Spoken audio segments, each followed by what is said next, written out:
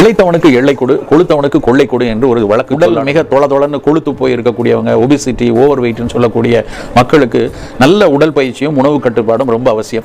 அந்த உடற்பயிற்சி உணவு கட்டுப்பாடோடு சேர்ந்து அவர்கள் கொள்ளை ஏதாவது ஒரு வகையில் சேர்த்து கொண்டே வந்தால் அந்த கொள்ளு ரொம்ப கலக்கலாக கொளவென்று இருக்கக்கூடிய தசைப்பகுதிகளை இறுக்கி உடல் எடையை குறைக்க உதவும் என்று இன்றைக்கு நவீன அறிவியலும் அதுக்கு சான்றளிக்க துவங்கிவிட்டது. கொள்ளு யார் எது சாப்பிட்டு கொள்ளு நிறைய கொள்ளை குதிரைக்கு கொடுப்பார்கள். குதிரை நல்ல அதனுடைய வேகமாக அது ஓடுறதுக்கும் உடல் இறுகுவதற்கும் கொள்ளு குதிரைக்கான ஒரு உணவாகவும் இருந்தது. அதனுடைய அந்த அந்த கொள்ளு பயிரை நம் மக்களும் ரொம்ப நெடுங்காலமாக, அதாவது இன்றைக்கு நேற்றல்ல, பல நெடுங்காலமாக அந்த கொள்ளு சுண்டலாக, கொள்ளு பயிராக, கொள்ளு கஷாயமாக நாம் நிறைய அதை ஏராளமாக பயன்படுத்தி இருக்கிறோம். கொள்ளு உடல் சூட்டை கொடுக்கும். அதனால மாதவிடாய் சமயங்களில் அதை தவிர்க்கலாம். நிறைய மாதவிடாய் கோளாறு இருக்கவர்கள் மருத்துவரோட அனுமதியோடு அதை எடுத்துக்கொள்ளலாம். மற்றபடி கொள்ளை தொடர்ந்து எடுத்து வரும்போது உடல் எடையை குறைப்பதற்கு நாம் எடுக்கும் முயற்சிக்கு